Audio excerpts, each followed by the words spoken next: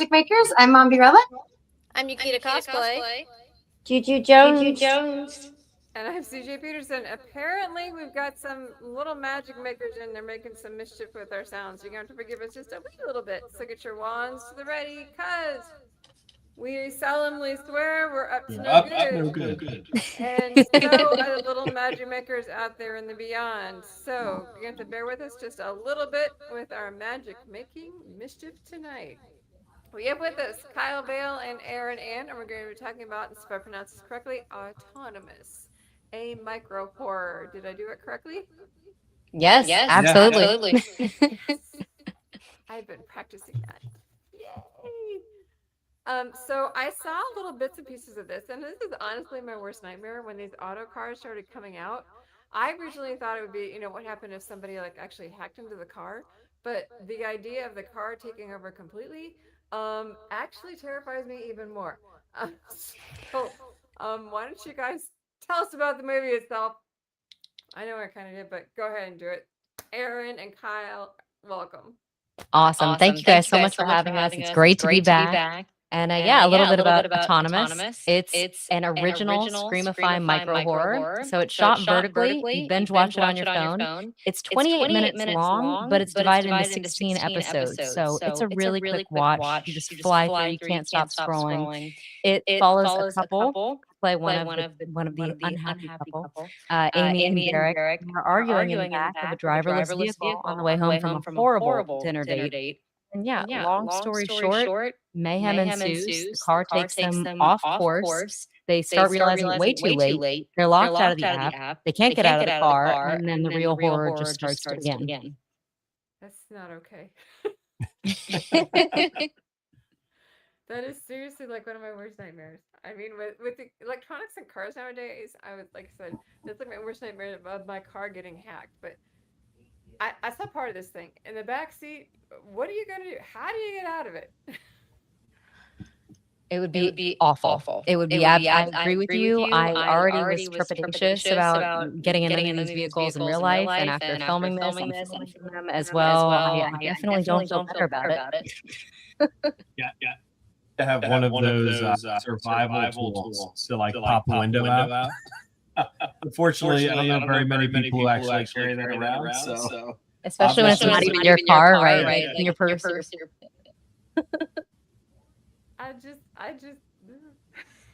I mean, okay. That is a horror movie in and of itself, but whose idea was it? How did you come up with it? And yikes.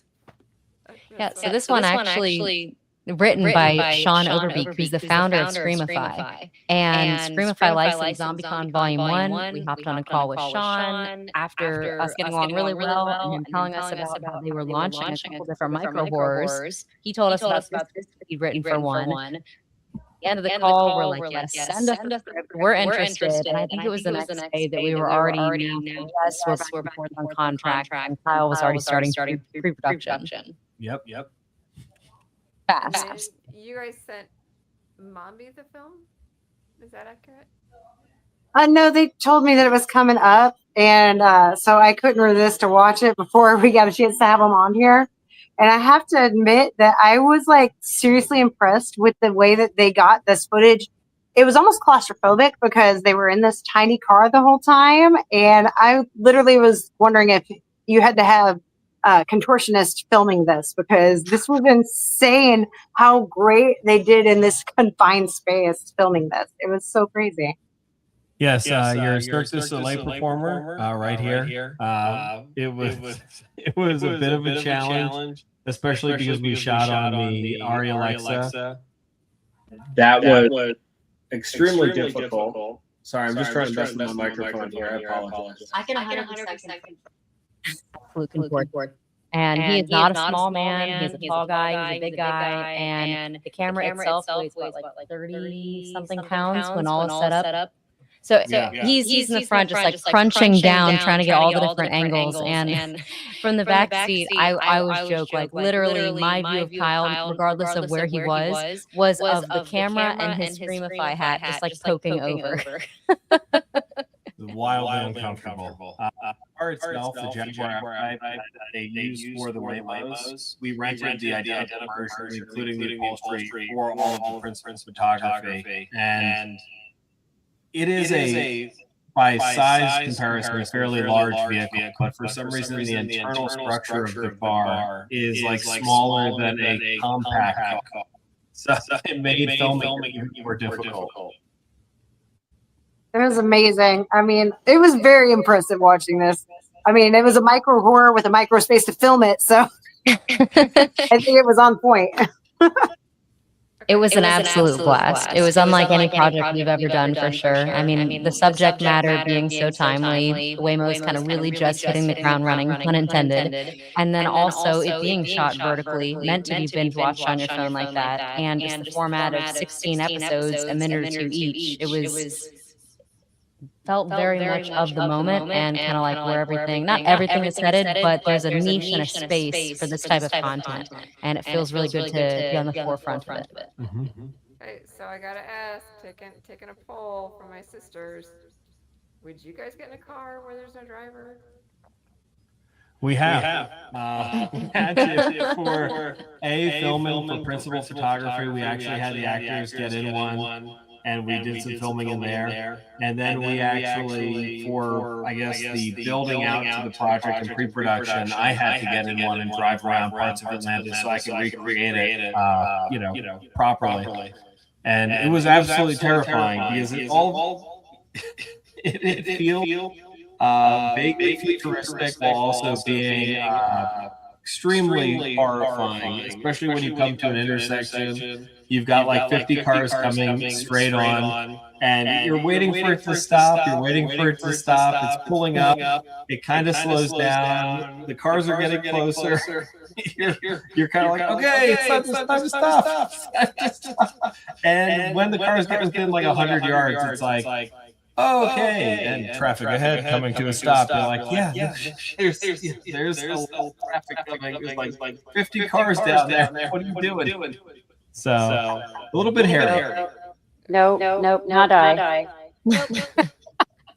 I was in Atlanta, Georgia, and I mean, the driving's terrible enough there anyway, from what I've experienced, but like there were a lot of those driverless cars. I'd never seen them before. And so seeing them out there, I was like, what is it? I thought it was a police car at first because it has all the cameras and stuff. They told me, I'm like, no, I'm sorry. That's no. I don't mind like certain things, but that right there, that one I'll pass on. I'm sorry. Not a fan of robots or anything that can do anything by itself that's not a human. Would you like to take Taxi Skynet? No, pass, please. I've seen how Terminator 2 ends. I'm good. Thank you. I'm good. Thank you. Seeing the movie, why are they doing this stuff now? I don't understand. I'm That solidified my opinion. Seeing the movie, I was just like, and the Skynet ensues. Okay, there we go. No, oh my god, I knew it was coming. I'm not afraid of a robot, but I am afraid of a robot car. It's like, why not ask the sci-fi geek? I've also seen a robot, and I am Legend. I'm good. I gotta say that, like, I think y'all did a really great job with this, though, because being a micro horror, it's these all these mini episodes and stuff, but it is got a great horror story to it, and it keeps you invested, and you want to know what's going to happen next in each one. But you also did a good job, like, creating the characters too, and having a story with it. Sometimes I know a lot of times with horror, they struggle to kind of really get characters that you are following the story with, because like you get the story of them. And sometimes they're so excited to get into the horror story itself, that it's like, okay, what is How long what's happening here? Yeah. have micro horrors been around? Because that's something new, right? Actually, Screamify launched this. They trademarked micro horrors. The vertical space has been really exploding, especially out of China, out of Asia, but even in America here. And you've been scrolling on social media. I don't know if it is in y'all's feed, but it happens to me now all the time too. It'll pop up on like episode 1, and you're just thrown into the middle of this over dramatic, crazy scenario. Maybe it's with like fantastical creatures, or it's like billionaire and the main. Drama, like right off the beginning, and it's all all trying to pick you and then get you to go to another off-party website where they have all the other episodes and you're watching ads and basically paying for it that way. But yeah, I horrors vertically like and best definitely putting their best foot forward with it. How long have they been around though? It's fairly new, right? Were y'all one of the first ones of this? Well, they're just launching. We're one of three micro horrors that they launched. I think it was last month. So yeah, brand new on the platform. I thought that was new. I've never heard them before, and I'm like, that's got to be something new. Groundbreaking. That's awesome. Yeah, because the hashtag micro horrors doesn't have a huge following, but I started hashtagging with it. So it's kind of a low number, but it's growing fast. I thought that was kind of wild, but I like the idea of it. It's almost like a novella sort of idea. Yeah, for sure. It's like, look, if you're going to be binge watching something and it's already kind of social media style because you're doing it on your phone in little bites, you're watching it vertically, but instead of kind of endlessly scrolling on just your mini feed on TikTok or Instagram or YouTube Shorts, you're actually watching some premium content. So. You got a whole story you're following along with each little piece too. Yeah. Right. I wanted to kind of clarify for those who don't know about Screamify. I have fallen in love with this. It is a streaming service that is all independent horror films. And it's growing a lot already, I think, personally. But like, I love that they have got some of my favorites, like ZombieCon Volume 1 is on there. And never heard of it. What? But yeah, if y'all want it, they've got an app, and then I think I've got it on my Fire Stick too, actually, that I use as well. And so I've watched it on my big screen and on my phone, and it's all specifically independent horror films, and there's a couple of classics in there too, like Night of the Living Dead, which of course that's a must watch for spooky season coming up. So.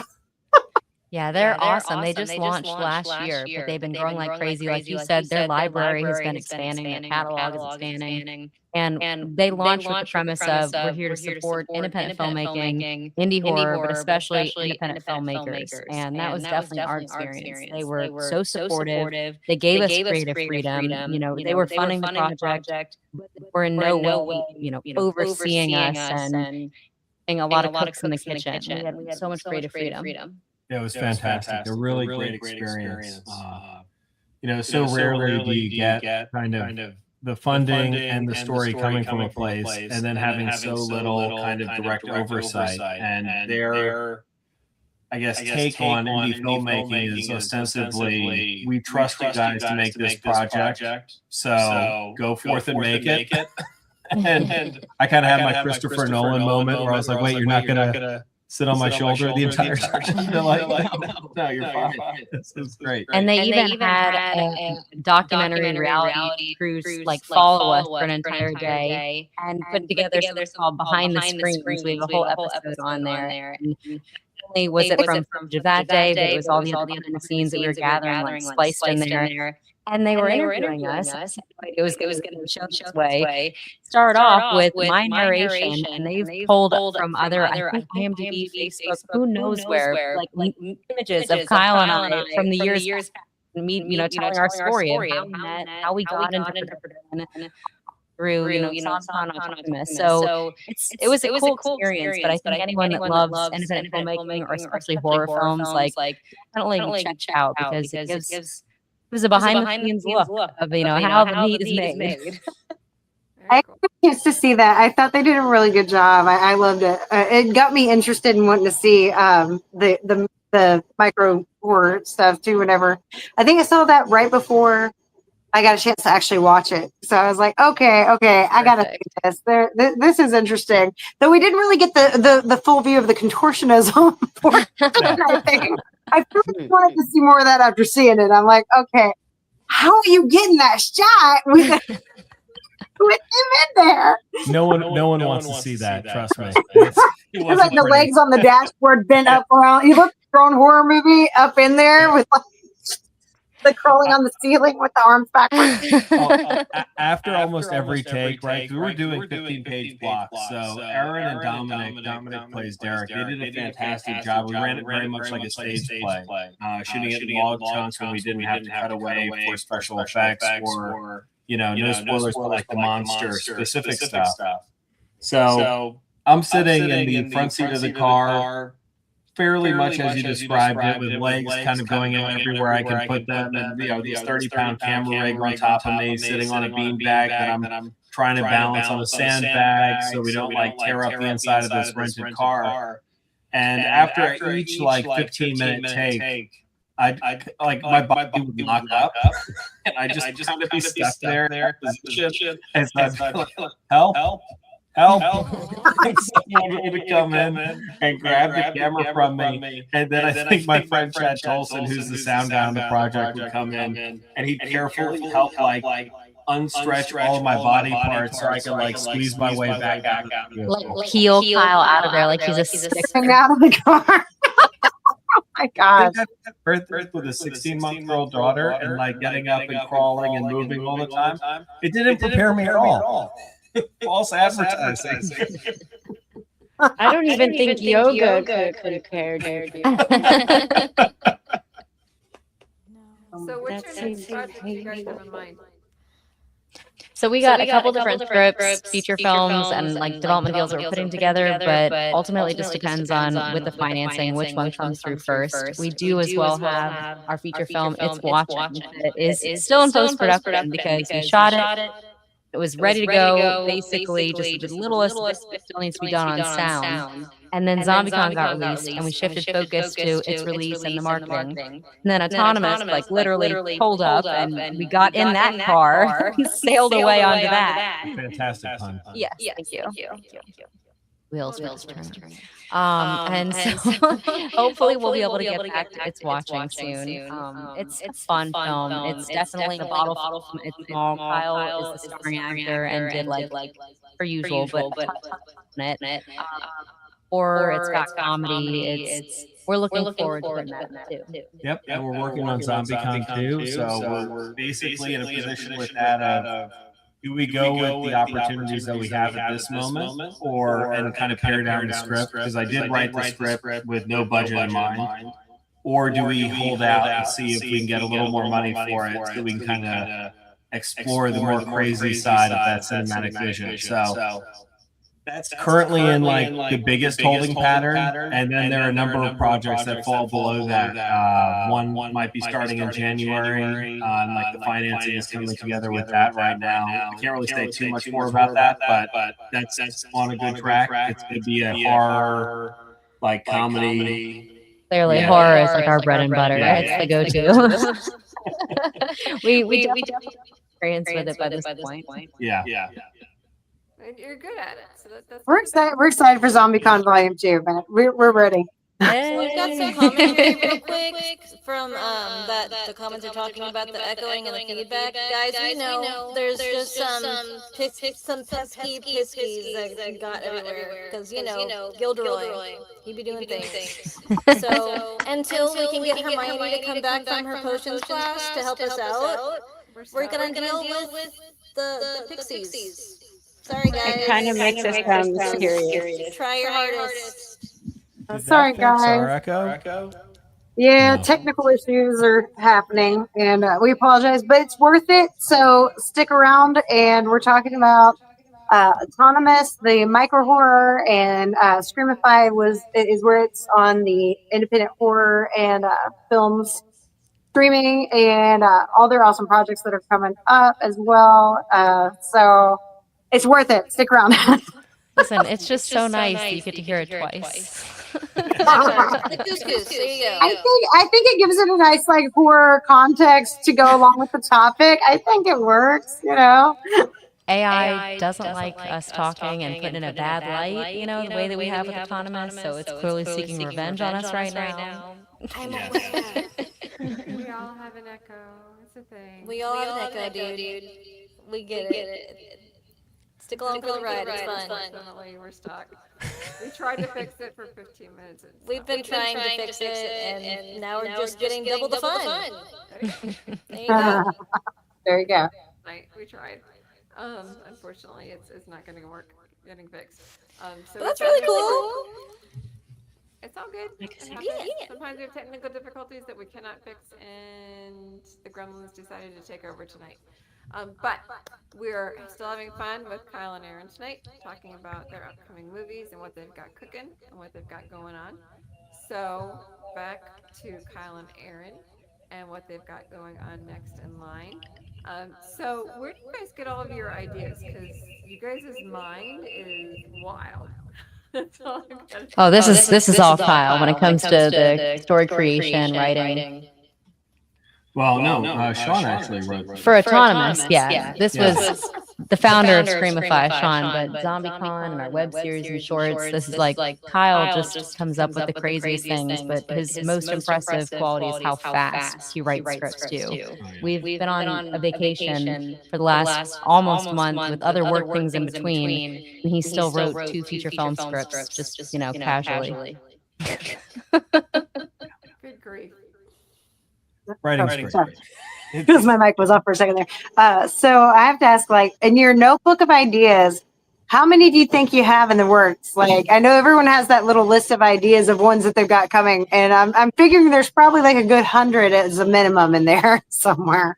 Yeah, it's hundreds. I've got like a stack of probably, I don't know, 50 notebooks that I filled out that are just kind of like treatment lines or scriptments, just a couple paragraphs for each story. And then I just, whenever I finish a notebook, I toss it into the safe and move on to the next one. That's gold for later. Right. Hopefully. I don't know. I've got one of those fireproof safes, and I didn't follow the instructions where it's like, open it every single month for 30 minutes. And I let it go for like 2 years, and I opened it up, and I was like, oh, well, that's why they tell you to open it, because now everything's covered in mold. So. Oh, no. I don't think I ever read that on my instructions. I might need to open mine too. Now that you say Yeah, that. if it's a fireproof safe. Oh my gosh. I've never heard that. That's crazy. Oh no. I think maybe convert it to digital. Like take pictures of it. Yeah, that would be the next step for sure. Put it on the cloud at this point. Except like I get paranoid, like, because sometimes I say an idea to somebody, and the next thing I know, someone will make something out of it, and I'm like, was that my idea? Or like, did someone else have that idea at the same time I did? Or what? I'm like, I get paranoid. I'm like, I can't tell. I know I had that idea, right? Like, I had that idea. And now there it is. What is happening? I'm a trendsetter. That's what my husband told me. He's like, you're a trendsetter. That's all there is to it. I was like, I don't know. What is weird? So I don't know. Maybe like don't upload it to cloud, but like make it digital and put it on like a put the hard drive in the safe, and that won't mold. Like, oh, actually, the hard drives did worse. But no. It's okay. I dried them out. Like everything's fine. I recovered everything. But most people in their safe, they keep like cash or a gun or something. You will find storybooks and journals, hard drives. Right. I guess you don't want any of that molding though, technically. So no. open your waterproof safes for like half an hour every once in a while, guys. Okay, let it air out. Apparently, it gets gamey in there. All right, so that was the sidetrack subject there, but like that. I never heard that. CJ, what were you saying? Huh? CJ, what were you saying? I was just basically saying the same thing she did. I started it and she finished it. I said safety tip, make sure to open your safes every couple of years. Every couple of months. You gotta stay on the safe side, guys. Even with I your want to ask this because we didn't really get to ask this before. So, Erin, you do these great characters, but I wanted to say, what started you acting? I don't remember that we ever got on the subject because we were really caught up last time y'all were here in ZombieCon Volume 1, but I wanted to ask that. Like, what inspired you to start acting? I always have been such a absolute lover of the stage and spotlight and performing, and even as a child, I just any stage there happened to be, like I was there, even if there weren't supposed to be like kids on there, like I would find my way on. But it really got going when I went to an acting camp. I followed my sister to an acting camp. And I found out while there that you could audition for an agent. And I watched these kids do their monologues like live in front of us, knowing they were talent agents. in the audience, and I was so upset. I went home and I was crying to my mom. I'm like, I missed my chance. This has always been my dream. I'll never have a talent agent. She's like, you have never told me you wanted to do this. So yeah, the dramatic high. But I went back this week and I went just to do a monologue. Everything went well. I ended up getting an agent in Atlanta. And when Atlanta was starting to be on the track to where it is now. And things went well, and I was basically acting all the way through college and graduating early and booking enough roles and features and, series and stuff where I'm like, you know what? I could do this for a living. I think this thing's, really going to be happening. So yeah, it started as a passion, but kind of fell into the professional way of it. Never looked back. Nice. That's awesome. Very nice. Very cool. Yeah, you never know, I guess, until your push comes to shove and you're watching other people do what you feel maybe is your dream, and it just is like screaming out of you, like, no, I can't sit back. I gotta be in the mix too. And that was definitely my experience. Very cool. That's awesome. It's very inspiring. So we have a few minutes left. Is there anything you guys would like to add? Anything you like to add? Oh, about autonomous, Famicom, life. Yeah. Just highly recommend going for it. There's never a perfect time. I know I was just talking about auditioning and being represented professionally, and it was definitely its own journey. But when Kyle and I got together and we both were in LA and we were getting sick of waiting and doing the auditions and feeling like we didn't have any control over our own career and this life path. And we just started bit by bit, trying bigger and bigger things and learning as we went. So definitely just jump in and don't wait when it comes to your dream. Yeah, 100%. What she said. Love that. Cool. Well, thank you, Kyle and Erin, for coming. It's always a joy to have you guys on. You can learn more about them. You can learn more about what's going on in their lives on Big Squid Films on Instagram. That's BIGSQUIDFLIMS. Erin Aine, ERINAINE on Instagram. Kyle's also on Instagram. KYKYV71 is on You're good. Instagram. Also, Screamify is also on Instagram. I've been tagging everybody this week. That's why I know where they are. And you can also go over to the Screamify app itself and check out their film. The Autonomous is on there. So check it out. It's actually pretty cool. Terrifying is all get out. Like I said, that's probably my worst nightmare is being in one of them cars. Not that I would ever do it, because that's not something I would do. That is a nightmare in and of itself. But yeah, it is kind of scary. What do you think about it? Yeah, big scary. scary. Do it. I'm honestly hoping for more episodes at this point too. I want to know what happens next again. So Hey, never say never. It would be pretty cool. No, I'm gonna say never. I will not do it. I'm gonna go with CJ on this. No, thank you. I'm going to third that. I don't do Because people already drive like they're not in their cars anyway. I don't need to see what it looks like when they're actually not. Get on a bicycle, then get in a car without a driver. It's not happening. Right now, not gonna happen. That's a definite never say never. In the meantime, next week we will have Bat City Comics Gino Astarita. Yes. I'm doing good tonight. So get your wands ready. Margarella is going to take us out. Thank you, Kyle and Erin, for coming on tonight and sharing with us your micro horror. Thanks for having us. Thank you so much. Blast as always. Guys, sorry about the technical difficulties. sorry about that, guys. Yeah, I was gonna say sorry about the technical We'll get difficulties. those pesky piskies put into their cage soon enough. Better join us next week at 7 o'clock. Especially for those who stuck around the whole time. Thank you so much. You guys are rock stars for sticking through the echoes and technical issues. Extra love. Till next time, guys. Make sure that you smash that thumbs up and that you are subscribed and follow us, CJ Peterson, Mombirella, on YouTube, and make sure to follow CJ if you've got TikTok too, because she's got TikTok going too. And Juju Oh, my brain just glitched. Follow all of us on all the social There. medias, wherever you can find us. Peter and I are on. Spam Instagram. There we go. I got it. Okay. I think the echo is echoing in my head. Okay. It's getting to you. That's what The minimum. Red M is saying. A special And of thanks. course, don't forget to follow Kyle and Erin Big Squid's Instagram, which is instagram.com/BIGSQUIDFILMS. Thank you. Thanks again so much for having us too, everyone. Really We love appreciate having it. you You guys. guys are the You are best. awesome. 97 days, I think, till Halloween today. So this is a Over great way 90. to get the spooky season, vibes in there, right there. All right. Until then, guys, get your wands up because it is Mischief Managed. Bye.